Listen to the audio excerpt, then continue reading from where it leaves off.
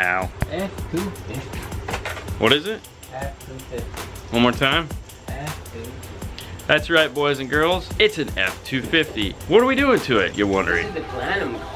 This is a big F250, as if there would be a small F250. Well, this guy's in for a full stereo upgrade, except for the radio. And the reason why we're keeping the radio is because it's a Sony radio. Let's take a look. So the plan today, and for the foreseeable future, is to go with the Maestro AR, as well as the new Kenwood XR606 DSP. We got a cool T-harness, the AF02. This is the amplifier here. Done this one before. We shot a whole big video on it. Today we're shooting a whole nother one, going in a big Ford. So a couple other things going in the car other than just an amp is some Focal Universal coaxial 6 amps for the rear, as well as the Focal Universal component 6x9s for the doors and the tweeter and the A-pillar. We'll talk about those more later as Fernando gets to them. So for those of you that aren't familiar with this particular system, the AR, it's this little cool Maestro box like this, and what it allows you to do is take out that Sony amplifier and replace it with an aftermarket amplifier. You see these RCAs right here. These are actually outputs. There's no RCA inputs on this. There's just this cool little plug here. And what that's designed to do is plug into through all these cables into the car. Now this particular amplifier works off a smartphone app, and it has EQs, crossovers, time corrections, parametric EQ, tons of stuff. It's awesome, which we'll all get to as we finish up the install. We'll show you all that. The nice thing about this is this allows you to take that Sony system, and you don't have to use high level to low level adapters. You don't have to use summing modules. You don't have to do any of that garbage. It integrates with your factory radio 100%. So if you have backup sensors, lane departure warnings, navigation, Bluetooth, you name it. If there's a sound coming out of that factory radio, it's going to come out of this amplifier the exact same way it does now. The only difference is it's going to be with this cool Kenwood and not the crappy factory one. This is really neat stuff. What we want to do first is we need to take this over. It's got this USB on it. We have to plug it in the computer.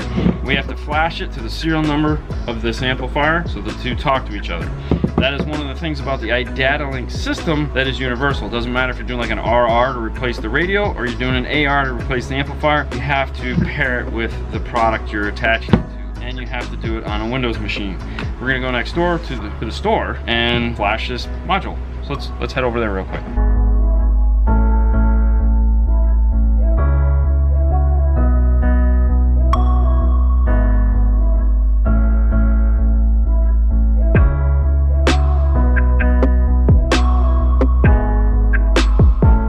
Flashed.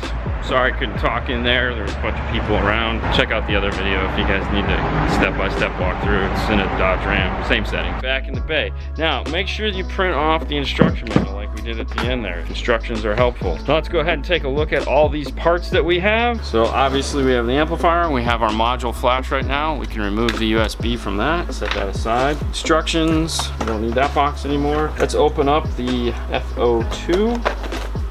So one of the first plugs in the box is this gray one here. This is the speaker harness right here. This is going to go to all the speakers in the car and attach to the speaker outputs of the amplifier. So this is just going to go right here. This guy here, this is going to plug into the rest of the Sony amplifier, and then this is going to plug into your Maestro module here, because the module needs to be mounted back by the amplifier. We have the OBD2 connection, as well as this guy here, which I'm sure will explain to us in the instructions once we get inside of those. And then we have these are to lengthen the cable. So depending on where the amplifier is mounted, if we can't put this amplifier in that spot, then we can lengthen it and move it someplace else. And then last but not least is this little guy here. This little plug comes with the Maestro. This is the cable that talks to the amplifier. Make sure you don't lose that. This one is the important one. That goes right over here into this. It's gonna plug in just like that. So what we want to do now is that we have all this stuff set up. We actually want to go over to the car and remove everything behind the back seat. We have a box that needs to go in there. We have a factory sub we need to get out, a jack we need to get out, a back carpet we need to get out. Let's go into the back of the car right now and start taking that thing apart. This has the fold down seats just like the F-150 now. So what you have to do is reach up behind here, and there's a little tab you pull, and then the seat will come down. Just like that. This one right here, just pull that and this whole thing will come down. As you can see behind here, we have the Sony amp, we have factory subwoofer, over there is the jack, and then this piece of carpet here. So we're just gonna remove all of this right now. All right, first what you're gonna do is start prying carefully 3 clips, and it's gonna be a 7mm behind that clip. like I say, carefully try to pry this handle. Perfect. Okay, under this handle, it's a panel right here, and that's 2 screws also. Grab your angle, pull it carefully from one side, and then from the other side. You don't want to scratch, or you don't want to break the car, so. The good thing about these new cars is like they have the bolts of the same size. It's kind of cool. So we put 1, 2, 3, 4, 5, 6, 7 tools in the bottom. Grab your pry tool and start.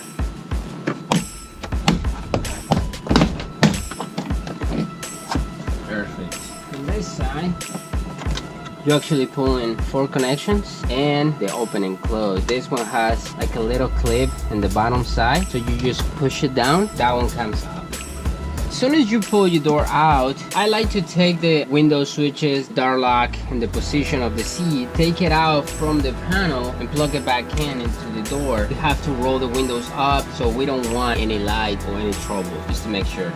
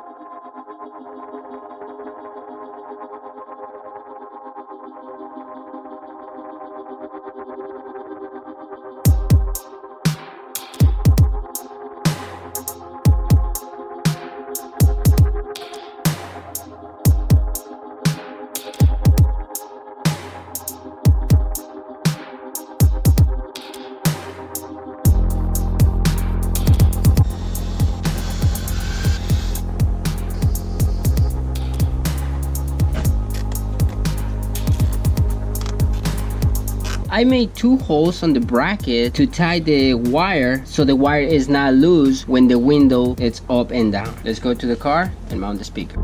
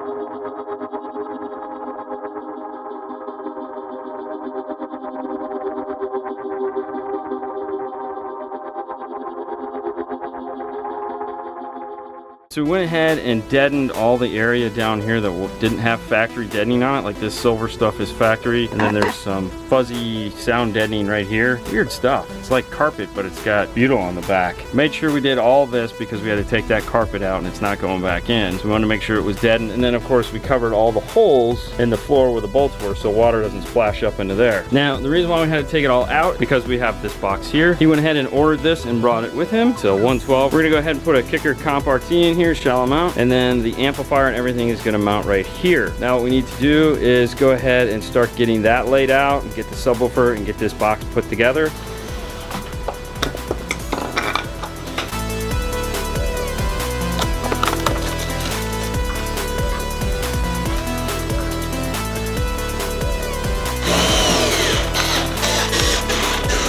So I went with a dual 2 comp RT, and the jumper you saw me connect is so that this is a 4 ohm load, because that amplifier for channels 5 and 6 needs to see a 4 ohm load to get maximum 200 watts of power output to this guy here. So let's spin this around and start working on the amplifier.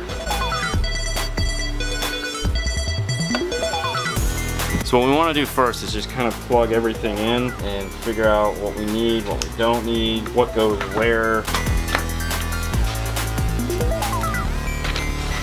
We have the wiring diagram. Now what we want to do is check and see, like we plugged in the OBD2 and we don't need that. We can set this aside. According to this, we do obviously need the data connection, so that's good there. Blue here is not used. This guy here, there's nothing on here indicating that we need that, so we can set that aside. All right, so we got gray, gray, white, white, purple, purple, green, green, red, red.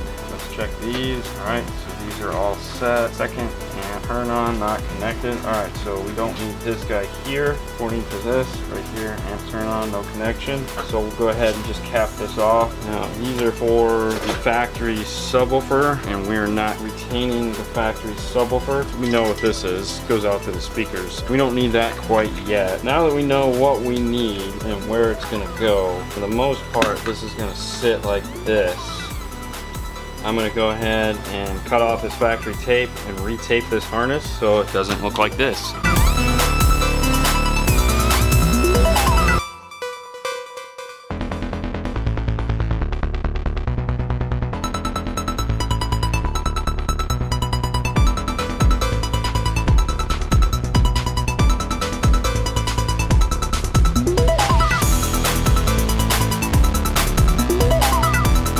In the Fords, it's really cool because the tweeter's on its own channel, the mid bass is on its own channel. So if you want to go active, or if you want to go with a passive external crossover, there's a lot of uses for that. For us, the mid-range and the tweeter are going to be on the same channels, 1 and 2. But what we need to do is just go ahead and connect both gray pairs and both white pairs together and get them into their corresponding channels 1 and 2. Now white, just like when you're hooking up a radio, is going to be driver's front. Gray is going to be passenger front.